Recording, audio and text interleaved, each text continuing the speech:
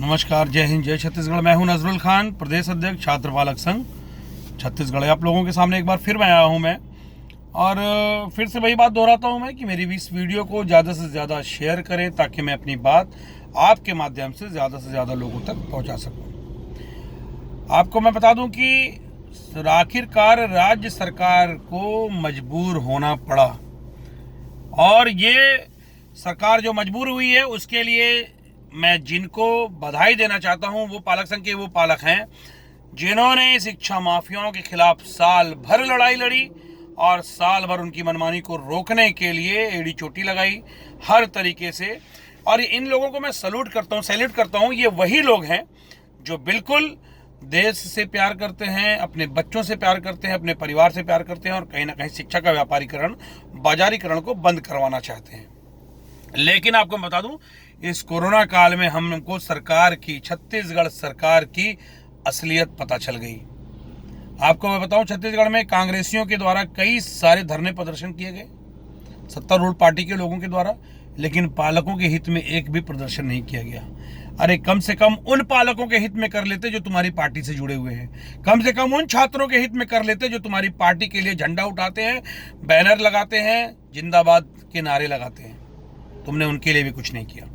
और मैं बताऊं, ये बहुत ही शर्मनाक है। सरकार का जो असली चेहरा सामने आया, 15 साल तक इस सरकार को, इस पार्टी के लोगों को, आम जनता ने, पालकों ने क्यों विपक्ष में बिठा के रखा हुआ था, क्यों सत्ता में नहीं आने दिया था। आज इसका सही कारण पता लगा कि ये सत्ता में आते साथ ही अपनी असलियत भूल जाते हैं।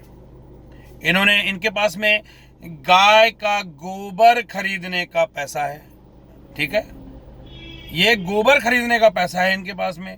नरवा गुरवा जो एक ये मुहिम चलाए हैं, एक सरकार के द्वारा जो एक योजना चलाई गई है, उसके लिए सरकार के पास पैसा है। सरकार ने शराब से सरकार को जो आवक हो रही थी उसमें कोई कमी नहीं हुई है। कस के सरकार जो है शराब बेच के पैसा कमा रही है।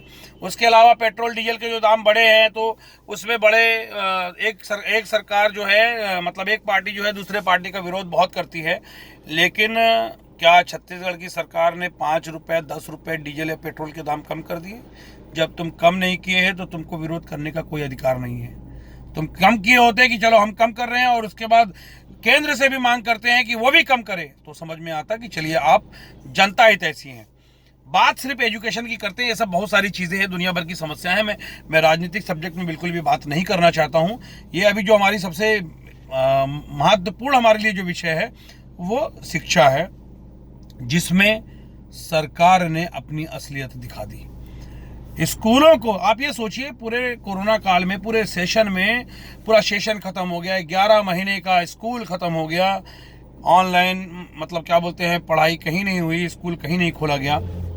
फिर सरकार को आखिरी के एक महीने में स्कूल खोलने की आवश्यकता क्यों पड़ी, वो आप लोग समझ लीजिए कि क्यों पड़ी। क्योंकि ताकि जो पालक लड़ रहे थे शिक्षा माफियाओं से, और बगैर जो स्कूल में एक घटिया स्तर की स्कूलों के द्वारा, शिक्षा माफियाओं के द्वारा ऑनलाइन पढ़ाई दी गई, और वो ऑनलाइन पढ़ाई जिसके लिए पालकों को ही महंगे मोबाइल खरीदने पड़े, खरीद कर अपने बच्चों को देने पड़े, अपने बच्चों की आंख खराब करवानी पड़ी, अपने बच्चों को मोबाइल देकर उनको जो है एक तरीके से समझ जाइए कि मतलब गलत चीजों की तरफ ढकेला गया।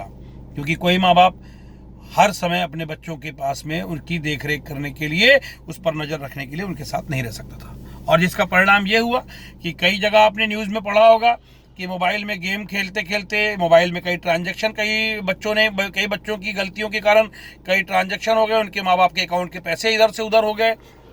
कई बच्चे तो हैं पॉर्न साइट खोल के उसमें एक से गंदी जो वीडियो चलती हैं, साइट्स होते हैं, उसको ओपन करके इस तरीके से भी बिगड़े बच्चे। एक साल में छत्तीसगढ़ में बच्चे जो बर्बाद हुए हैं, बिगड़े हैं, वो आज तक नहीं हुए।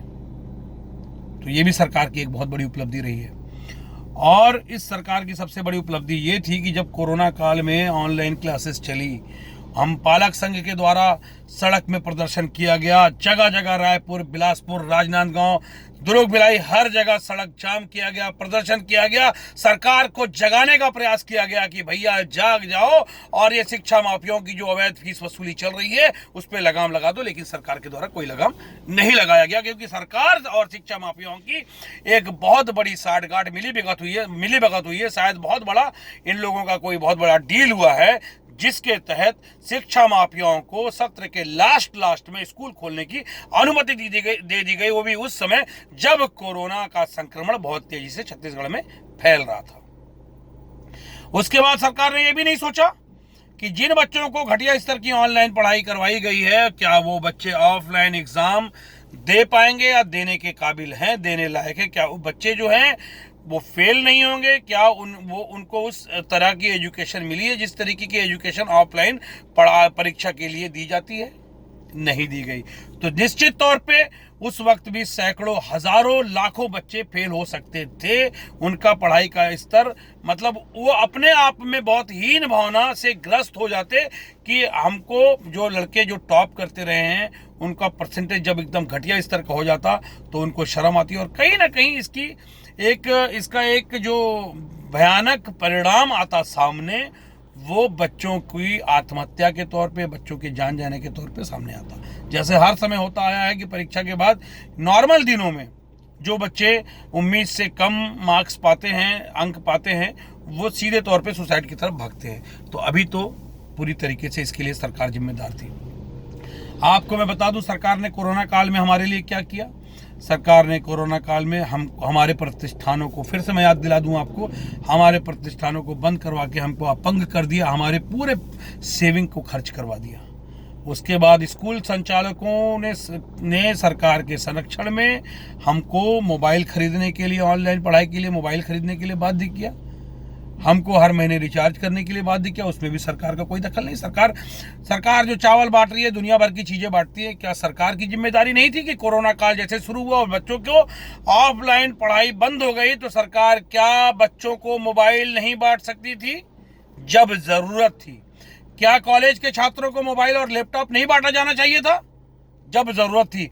क्या स्कूल और कॉलेज के ऊपर में सख्त लगाम नहीं लगानी चाहिए थी कि किसी भी स्थिति में आप वही पैसा लेंगे जिससे सिर्फ और सिर्फ शिक्षकों का वेतन दिया जा सके, इसके अलावा आपको कोई पैसा लेने का अधिकार नहीं है, क्योंकि माननीय न्यायालय ने भी आपको ट्यूशन फीस लेने के लिए कहा है। तो क्या सरकार की जिम्मेदारी नहीं थी कि ट्यूशन फीस को परिभाषित किया जाना चाहिए था? सरकार ने वो भी नहीं किया। उसके बाद इसी कोरोना काल में सरकार के द्वारा, छत्तीसगढ़ सरकार के द्वारा एक घटिया और निम्न स्तर का काला कानून, एक तरफ यही छत्तीसगढ़ की जो सरकार है वो सेंट्रल के कानून को, कृषि कानून को काला कानून बता रही है और उसका विरोध कर रही है, लेकिन खुद एक काला कानून बनाई है जिसमें छात्रों के और शिक्षकों के, सारे पालकों के और शिक्षकों के सारे अधिकारों को छीन लिया गया और उसको ले जाके शिक्षा माफियाओं को दे दिया गया है। क्योंकि पालक समिति पहले जो बनती थी, उस पालक समिति का गठन जो होता था वो पालक अपने प्रतिनिधि को चुनते थे, छात्र और शिक्षक अपने प्रतिनिधि को चुनते थे, और इस तरीके से क्या बोलते हैं, पालक शिक्षक समिति का गठन होता था जो फीस तय करती थी नो प्रॉफिट नो लॉस के आधार पर। लेकिन ऐसा होता नहीं था, लेकिन यह प्रक्रिया थी। तो इस प्रक्रिया को कानून बनाने की बजाय सरकार ने कानून बना दिया कि पालक तो 10 रहेंगे, पालक तो 8 रहेंगे पालक समिति में, लेकिन उस 8 पालकों को कोई पालक नहीं चुनेगा। उस 8 पालकों में 4 को स्कूल का प्रिंसिपल चुनेगा और 4 को उस जिले का कलेक्टर चुनेगा। अब कलेक्टर को क्या पता कि स्कूल में क्या हो रहा है क्या नहीं हो रहा है, और पता भी है तो कलेक्टर तो सरकार के नियंत्रण में है, वो तो सरकार का बासिंदा है, वो कानून का बासिंदा नहीं है। वो उसका काम कानून का पालन करवाना नहीं है आज की डेट में, उसका काम है कि सरकार की चापलूसी करना और सरकार के लिए काम करना, ताकि वो कलेक्टर बने रहे, ताकि उनको लूप लाइन में ना भेजा जाए। तो ये सरकार ने एक से एक बड़े से बड़े घटिया कारनामे किए हैं पालकों और छात्रों को लूटने के लिए। अब सरकार ने थूक कर फिर से चाटा है। आखिरकार उनको स्कूलों को, कॉलेजों को बंद करवाना पड़ा, आखिरकार उनको जनरल प्रमोशन घोषणा करनी पड़ी। तो ये है कि जब देखा गया कि बहुत हद तक स्कूलों ने फीस वसूल लिया है, लेकिन अभी भी सैकड़ों हजारों पालकों ने फीस नहीं दिया है। और अब सरकार से हम ये लड़ाई लड़ेंगे कि इस सत्र का पैसा, नए सत्र का पैसा जो है, सारी फीस स्कूल और कॉलेज के सारे छात्रों का पैसा सरकार वहन करे, और वरना हम सरकार बदलने की मुहिम शुरू करेंगे। आप लोग याद रखिएगा, स्कूलों को बिल्कुल भी फीस मत दीजिएगा, किताबें खरीदिएगा नहीं बिल्कुल भी। जो पुरानी किताबें हैं उसी से शिक्षण कार्य होगा। किसी भी पालक को किताबें खरीदने की आवश्यकता नहीं है और फीस देने की आवश्यकता नहीं है। जय हिंद, जय छत्तीसगढ़।